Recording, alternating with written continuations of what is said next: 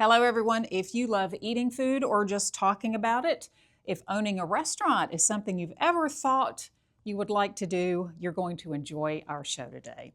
I'm Liz Swaine. I'm the business editor at the Shreveport-Bossier City Advocate, and this is called The Deal. It's our podcast about business and the money it takes to make that business work. If you have ever eaten chicken at a Zaxby's, a sub at Jersey Mike's, or a donut at Shipley, you have 1 degree of separation from this man right here. His name is Steve Watkins. And Steve is the managing partner at a company called BC Restaurant Holdings, which owns 4 Zaxby's in the Shreveport-Bossier area, 2 Jersey Mike's currently, and 1 Shipley, but as I understand, 5 at some point in the greater area. Yes. Steve, you did not just jump into the business yesterday, did you? No. How did this all start? Well, when I was 18 years old, I totaled a car and I had no insurance and I had to get a job. And so I went to work at Le Bossier Hotel when it first opened. I remember Le Bossier. And I was a busboy / room service waiter. And that was in 1979. And I never got out. Never got out of it. It wasn't the room service that you loved. It wasn't being the busboy. What was it that you loved about it? Well, I like the excitement of it, especially when you're young like that, 18, 19 years old, and you're going home with a pocket full of change and money from tips. And, you know, it's always exciting. It was a busy hotel at the time. They had the celebrity theater, and they would bring in different stars and things like that, so we worked that too. So it was just a lot of fun. I went to school the whole time at LSUS and graduated from there, but just never left food service and really enjoyed it. Kind of gets in your blood. And then, you know, here we are 40-something years later. You really did catch the bug. I was looking back over your history. You were corporate food director for Pickett Industries. You were vice president of food and beverage at Horseshoe Casino. And you owned Acadiana Cafe and Good Eats, 2 independent restaurants. Yes, so you got a lot of that behind you. It really was something that caught with you. Was your family in the restaurant business? No. I find that to be the case in a lot of situations. We, family had, the only thing food Did they service think you were wise, crazy? Yeah, they thought I was a little bit weird. A little bit nuts. But I had to pay my own way through college and things like that. So, you know, I had to, it was just me. My dad died real early, and so, you know, if I was going to make it, I had to do it on my own. Yeah. And it's a good industry to start in. You know, there's so much opportunity in food service, but you have to like it. It's a grind that not everybody likes. It's got long hours. It's got long hours. You're on your feet, dealing with the public most of the time. Dealing with the public, absolutely. Hot kitchens, late nights. You know, it's not for everybody, but if you enjoy it and like it, you can make a really nice living out of it from even being a waiter at a nice place all the way up to an owner.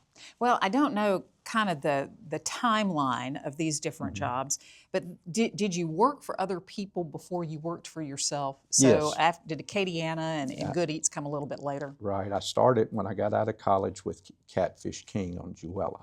Yeah. And I was the general manager there for about 2 or 3 years, and then they promoted me up to a district manager. And then we took over the Catfish King on Barksdale Boulevard and made that Acadiana Cafe. So that kind of started my entrepreneurial journey at that point. That was probably in about 1986. So I was about 25 or 26 years old. I know you could write a book on the difference between working for somebody else and doing it for yourself. Yes. But it was kind of the school of hard knocks. You had to just learn it as you went, didn't you? You just got to get in there and do it. And you make so many mistakes, but you got to learn from them. And if you can learn from most of them, you can keep growing. And believe me, if there was a mistake to be made, I've made it over my career. But just try to get a little better every time. Acadiana was great. We loved the South Bossier community. They kind of embraced us. It took a minute, but after they embrace you, you're there. In that minute that it took, Yes. did you think that you might not make it? Oh, every night. Every night, were you in there counting the till, Yeah, thinking, I don't know if we can open tomorrow? Yeah. How are we going to be here next month? Would you say you were well capitalized when you went in, or it was on the borderline? Maybe no capitalized. Zero capital. Yes. So, just bootstrapped it, and then just kind of grew, and then, from there went eventually to Horseshoe, and was there for 5 years. Loved it. Anytime you get to work for Jack Binion, who is a legend. Learned a lot, didn't you? You learned more. I learned more there than I learned at LSU Shreveport, and I had a good education at LSU Shreveport. It's the difference between learning it and doing it, right? and a guy that's done it all his life, and he knows, and so you're literally sitting at the feet of a master, right? In the casino industry, and just soaking it up, and then from there went to Pickett for a minute. And then me and Vera Parker started Acadiana Cafe. I'm sorry, Good Eats Cafe. Good Eats, yeah. Started in Bossier, where Greek Corner is now. That was our original. Moved next door, a lot bigger space. Came downtown. We were in the Regions Bank Tower for 5.5 years. You were. And then Uri Drive. And that was 18 years. It was great. Made so many friends. Had a couple of iconic dishes there. The chicken salad, Vera's famous chicken salad. Do people still remember all of those dishes? Do they stop you and why don't you serve that somewhere? Yes, and they'll say 43 with tomato basil soup. And I know exactly what they're talking about. That should make you feel good, though. It makes me feel great. People, after these years, remember. When we were closing down, Facebook was around, and I'm not a Facebook guy, but obviously there was a lot of chatter on Facebook about Good Eats closing and people not happy about it and this, that, and the other. And my son, I guess he was probably at LSU at the time, he called me one day, he says, "Dad, how does it feel to be the most hated man in Bossier Parish?" Well, then you knew, and it felt bad. Before that, you probably didn't know. I did not. I had no clue that just because you were closing down the restaurant. Yeah, people took it that hard. They didn't really aim at me, but there were people all, Now we still do the chicken salad. We sell it at Birdwell's there by 2 Johns in Bossier. They have it, and they sell a lot of it, so it's still around. It's still around, but it's not the same. It's not the same. And get the tomato basil soup with it, or the wedge salad, or whatever your favorite was. But it's fun when people say, and you'll see them on the street, or they'll see you at church or whatever, and they'll reminisce about, it kind of takes you back. Oh, sure. We have those same deals. I can remember, and this is before your time, is Kickapoo Cafe at almost where Zaxby's is, just catty-cornered from it. I've definitely heard of it. That was a staple when we were young. After church, you'd go to the Kickapoo Cafe and all that. So it's, it brings you back. Yeah. So. Oh, yeah. Those memories of, and when you have a memory like that for that chicken salad or that tomato basil, you will never have a tomato basil that good. Right. You will never have a chicken salad that good. So they take on almost this mythic proportion in your brain. So let me tell you this. You really enjoyed the one-off restaurants that you did. But you told me in a story that we did a while back that there was a reason that you decided to transition to chain ownership. Yes. And it was because when you got to that point where you finally wanted to sell something, you wanted to have something to sell. Explain that a little bit. If you're independent, you're renting from XYZ, you have your equipment and all that, but you really don't own anything. You own your recipes, but how much can you get for that? How much can you really get for it? And so after doing that for so many years, enjoyed all of it, wouldn't trade it for the world.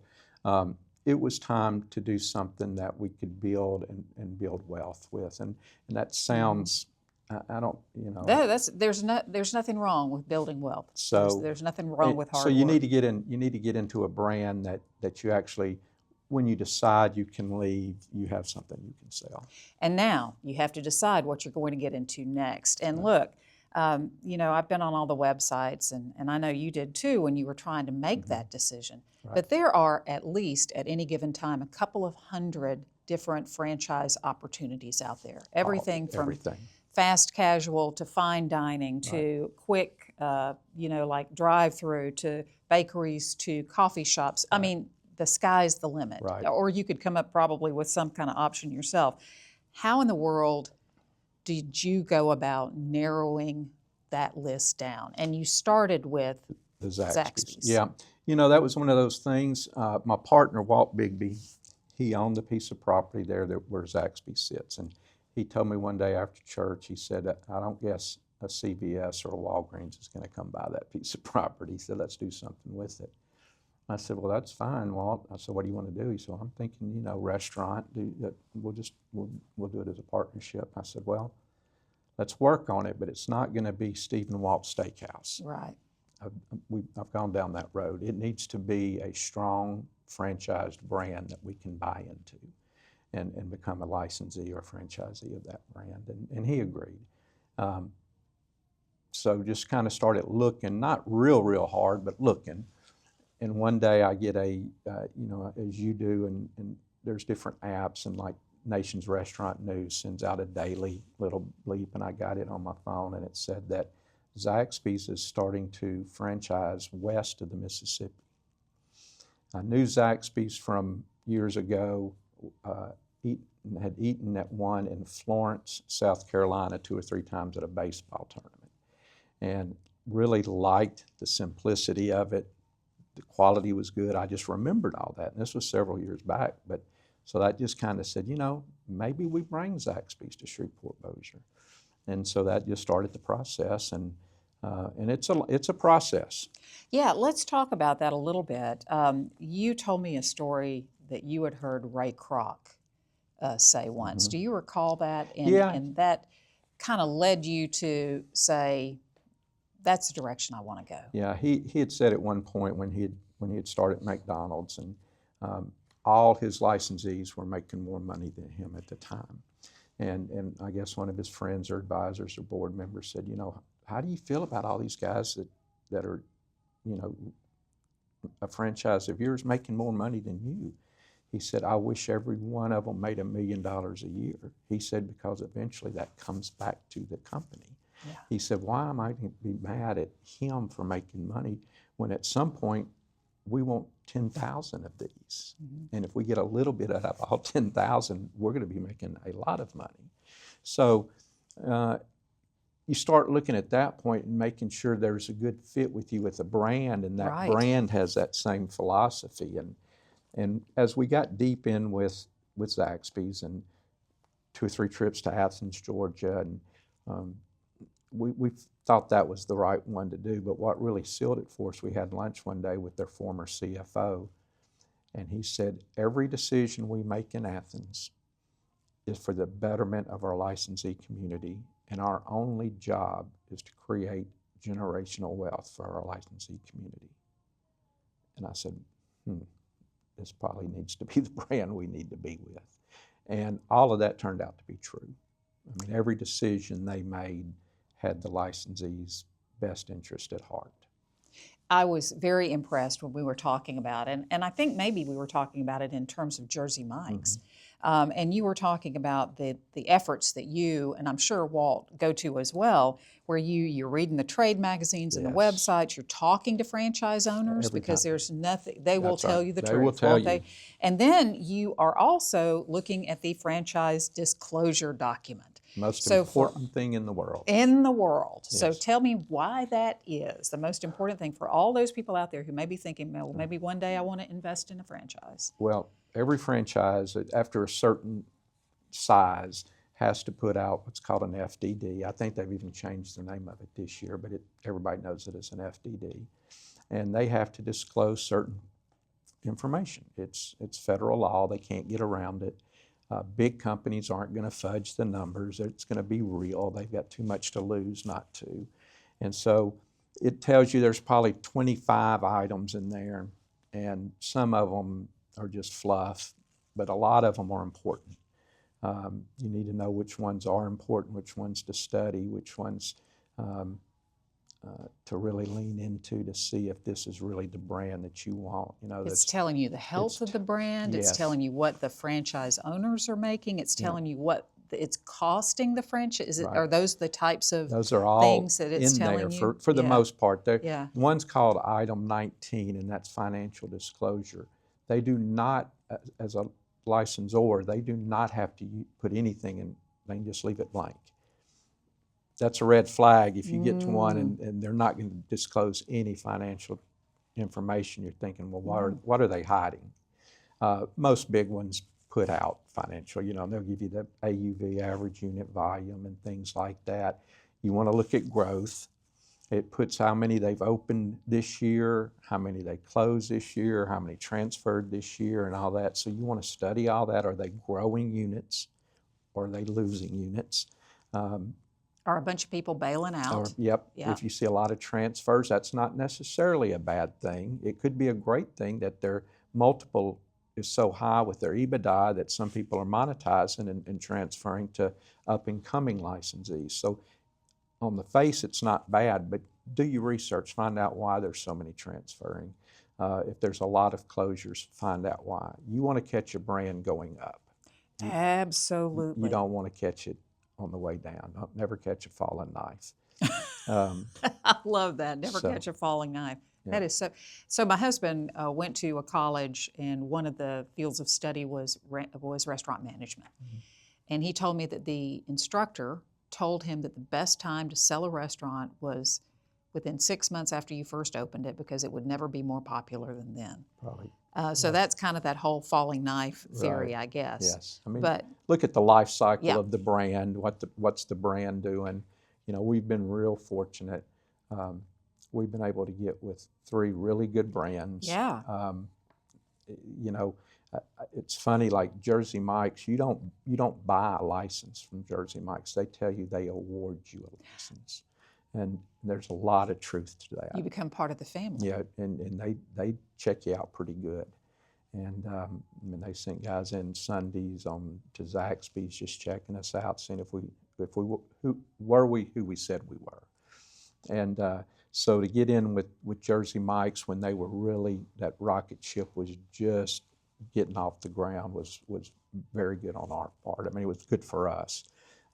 We've got the 2 open in Shreveport-Bossier. We just recently have been awarded Monroe, West Monroe, and Ruston. Oh, congratulations. Let's talk about Jersey Mike's for a minute, because I was reading National Restaurant News said that they have just taken over the customer satisfaction, the number one spot away from Chick-fil-A. Right. And I mean, that's one of the things that people are constantly raving about with Chick-fil-A is their level of customer service. Absolutely. So for Jersey Mike's to be able to take that away from them, and truly everything that I've heard people say about the local Jersey Mike's is that that level of customer service is there. Well, and that's Jersey Mike's thing. They call it bantering with the guest, and there's 14 feet between the slicer and the register, and they say that's the most important 14 feet of real estate you can own. And that's when you grab that guest and make them yours and tell your story to them, but also hear their story. It sounds a little hokey pokey, but it works. It's worked for them. They sold a couple of years ago, Peter Cancrow sold for $8 billion to Blackstone, and Blackstone is fixing to do an IPO. I saw that. What is that? Is that going to mean something to you? Or Probably not. I mean, it'll be business as usual. It's incredible, though, that Blackstone bought it for $8 million, and they think they're going to price the $8 billion, and they're going to price the IPO at $12 billion. Holy smokes! Well, they've learned something from the IPOs that have recently gone on the market, eh? Well, and Jersey Mike's is just such a great brand. It's an honor to be number 1 in Chick-fil-A to be number 2. Yeah. That sort of thing.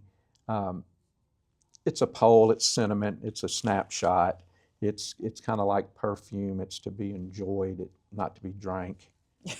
Understood. So don't let it go to your head, in other words. So I mean, that's great that the brand's there, and they have that. They can talk about it for a whole year, that they're number 1 in customer service. But they do have really great customer service. That's their deal. That's Chick-fil-A's thing.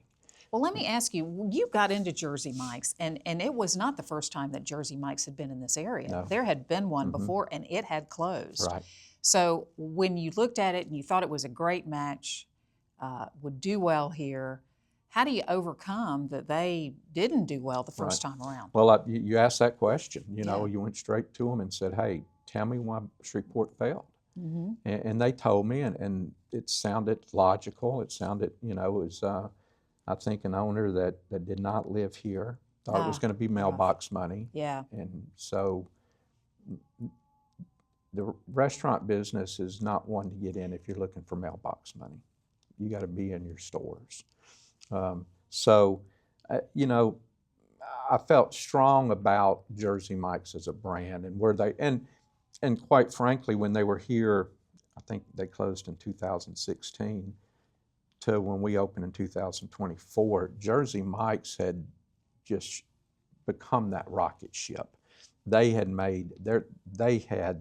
done things on the corporate side that really exploded the brand.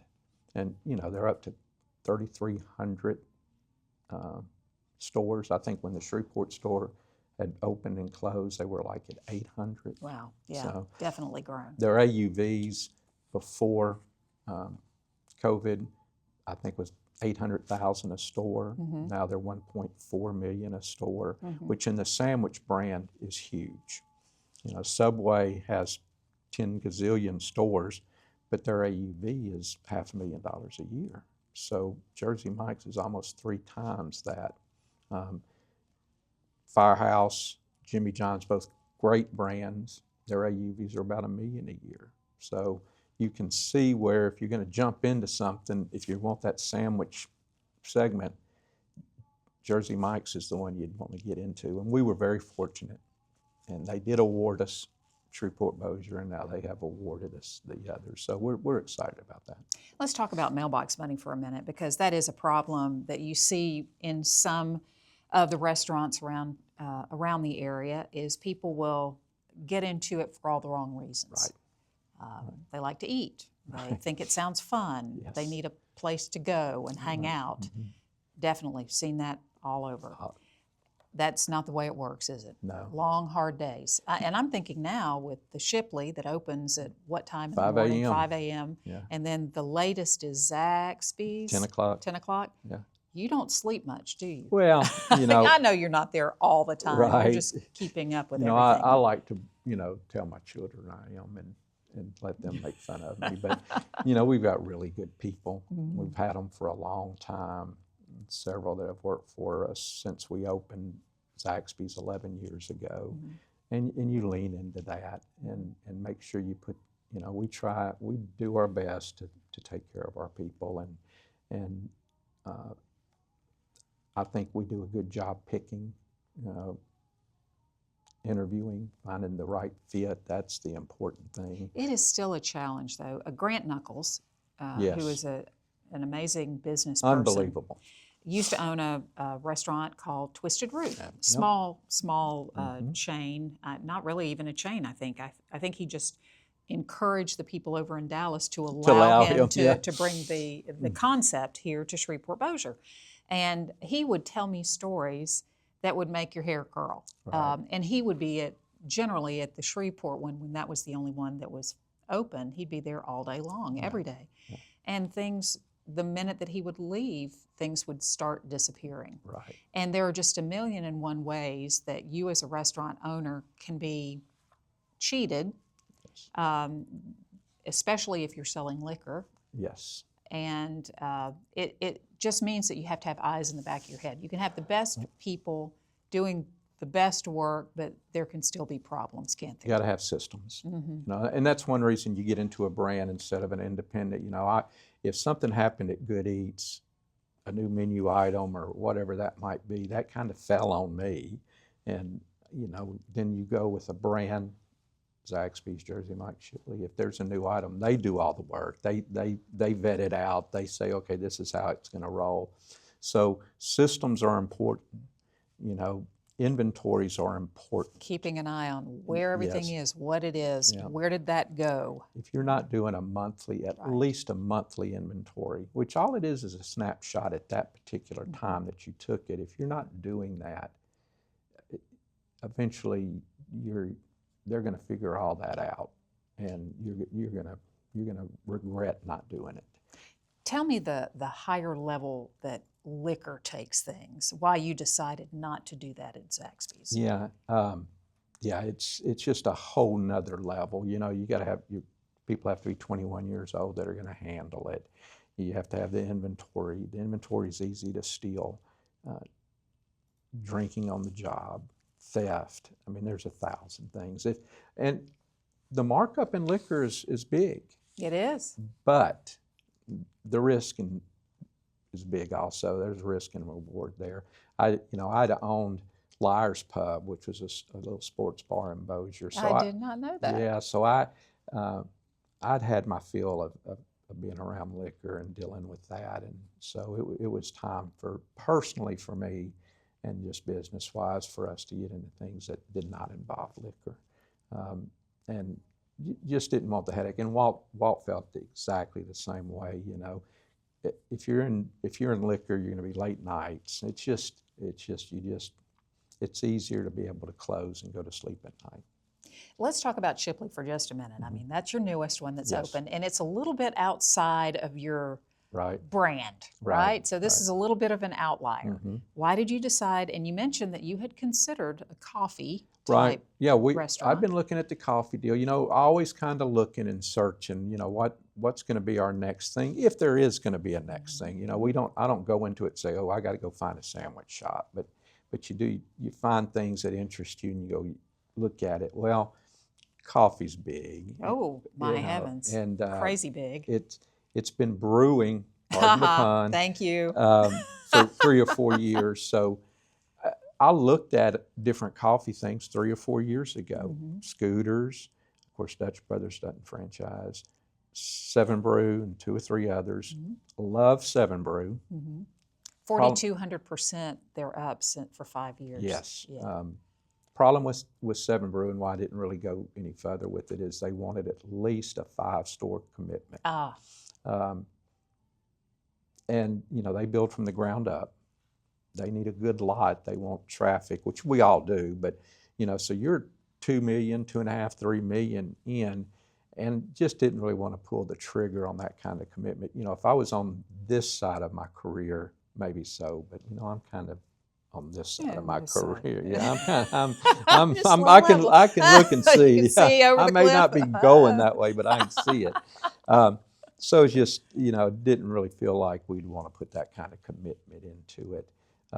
And so it just, none of the coffees really worked out. But the more I got to be, thinking is, breakfast would be good. Yeah. Without a sit down. First Watch would be great. They don't franchise either. But so kind of just thought about it, and my son-in-law they live in Kansas City. He told me one time, he said, I live in a donut desert. A donut desert. And I said, well, that's not good. But I started thinking of that, and it rattled in my head for a while, and I got to thinking, that part of Bossier where Zaxby's is kind of a donut desert. It is, yeah.